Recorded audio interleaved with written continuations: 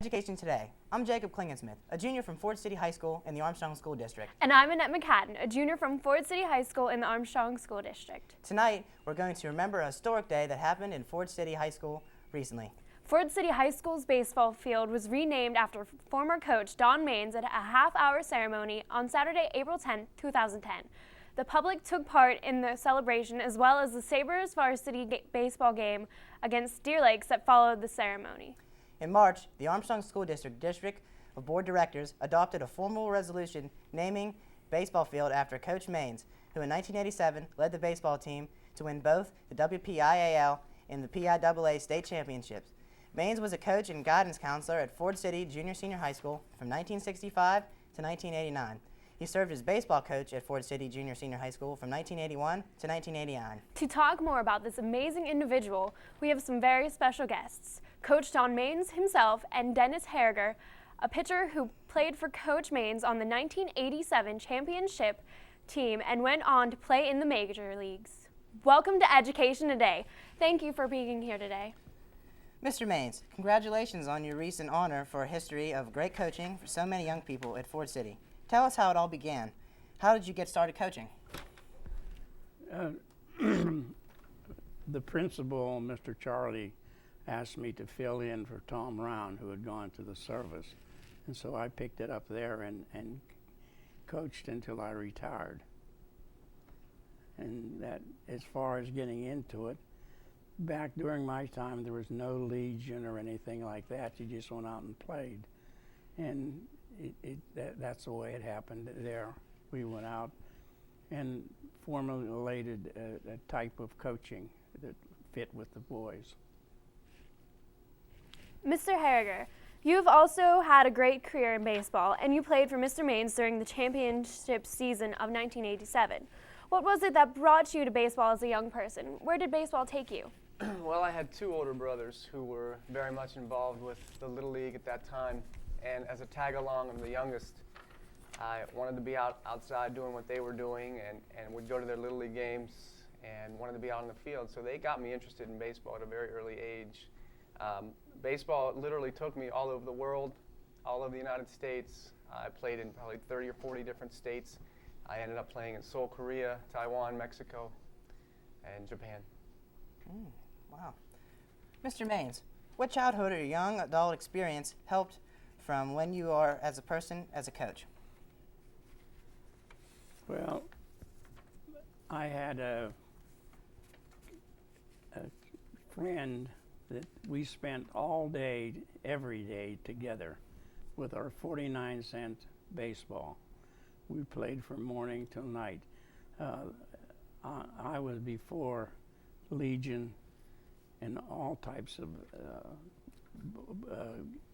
teams, so to speak. You just went out and there would be a group and you'd play, and that's how I did it.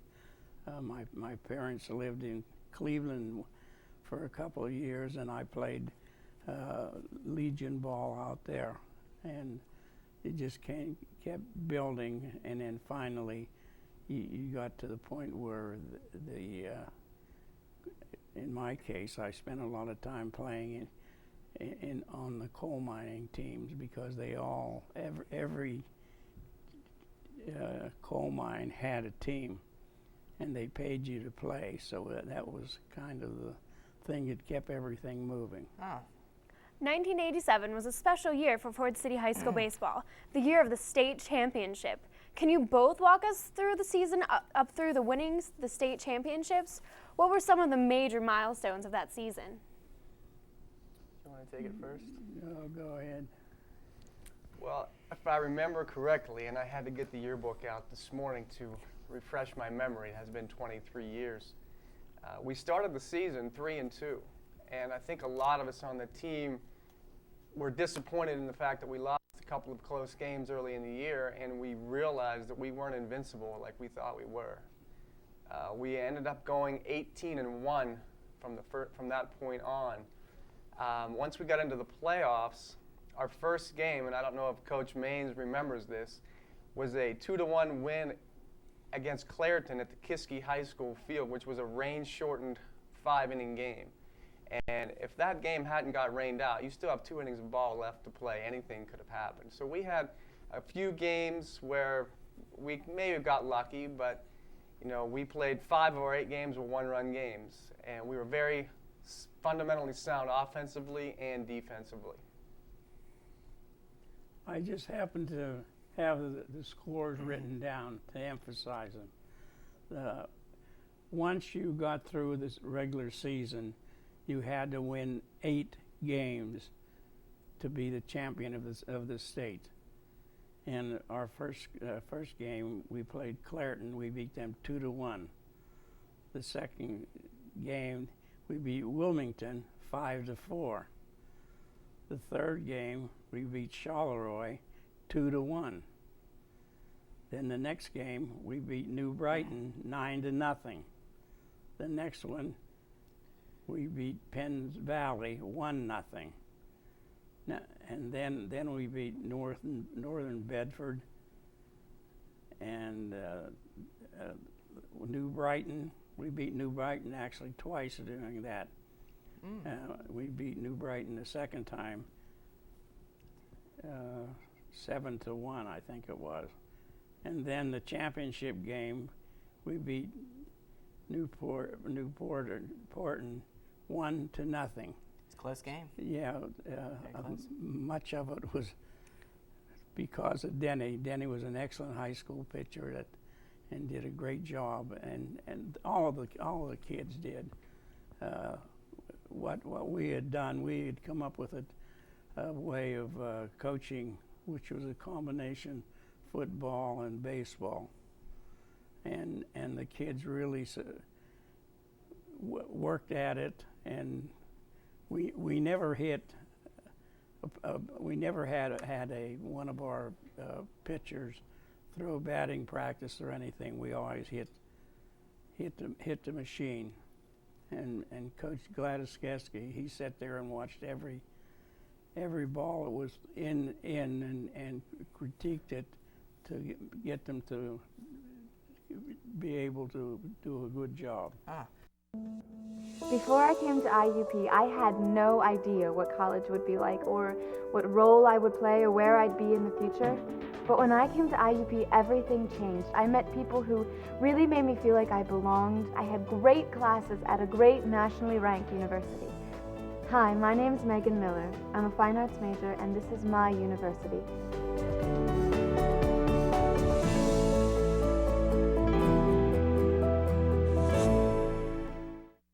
What was your attitude towards coaching, and how did you approach it?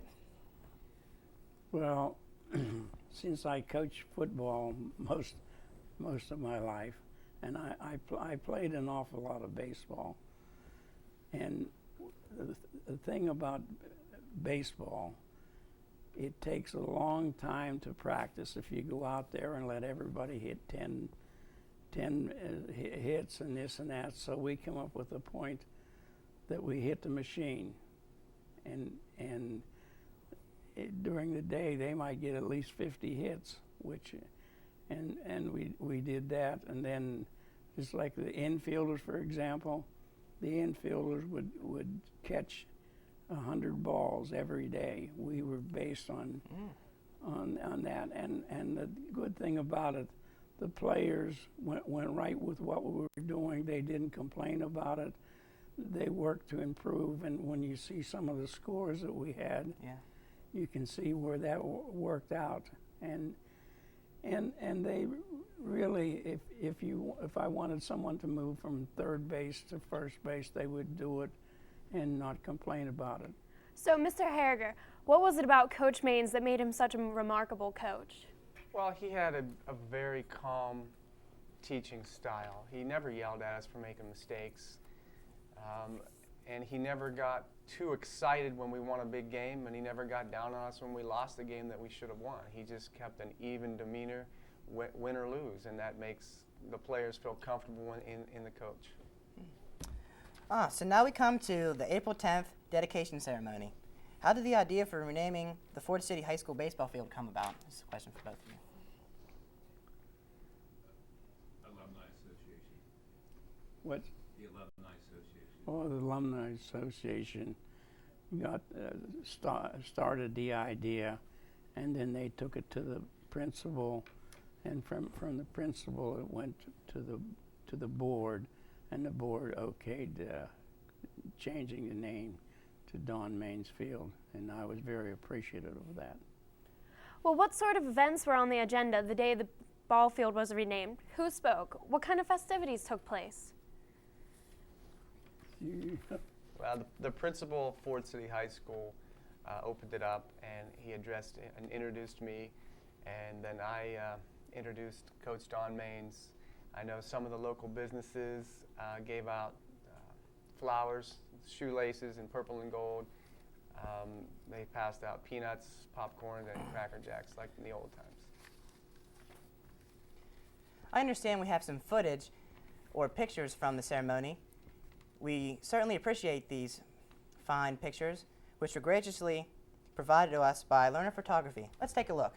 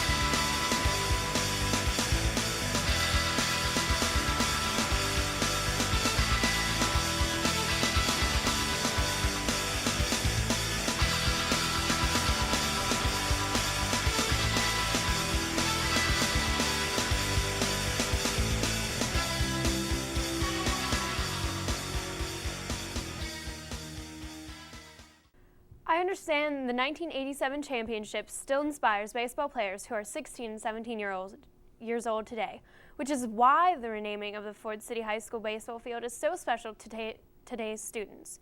What advice would you give them as baseball players and students? Jenny, you want to mention? Well, I'll do it as baseball players. You can do it as the students. I was always taught you only get out of something what you put into it. And like Coach Maines said earlier, we would literally take 100 ground balls a day. We would take 50 or 60 swings off the batting cage.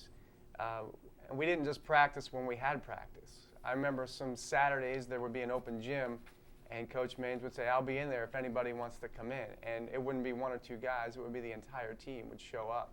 So we put a lot of time and effort into it, and we reaped the rewards of our hard work. Is there any final thoughts to share with our viewers about the Coach Maines Field? Well, it's the idea when you're out there, do the best you possibly can. Don't waste your time. If you're going to be a baseball player, do it as good as you can. And there are drills and things like that. And I think a big thing about the attitude of that team that particular year is how they felt for each other, just like Denny. We'd pitch him every other game. And he never got to pitch the championship game as we would go along. He'd pitch the first game, Gilbertson would pitch the second game, and it worked out. If we need a little relief, Denny would come in. And finally, in the championship game, he was able to pitch in the championship game for the first time, that last one. And all of the kids felt so great when he got to get into the championship game and got to win. Well, that's our show for today. I'd like to thank our guests, Don Maines and Dennis Harriger, for making this show possible. I'd also like to thank the TV production students from Ford City High School, led by their teacher, Mrs. Barb Keller. They were our film crew today. Please join us again next week for another look at Armstrong School District. Visit us at our website for updated information about the district. Have a great week. On Tuesday, April 13, 2010, the Ford City High School TV production class competed with 30 schools with over hundreds of videos submitted. The Spring Film Festival was held at Robert Morris University in Moon Township near Pittsburgh, PA. In the past 5 years, Ford City has been awarded over 5 different plaques among 3 different categories. In 2005, the class won in the Performing Arts category. 2008, the Performing Arts won again, along with the Public Service Announcement.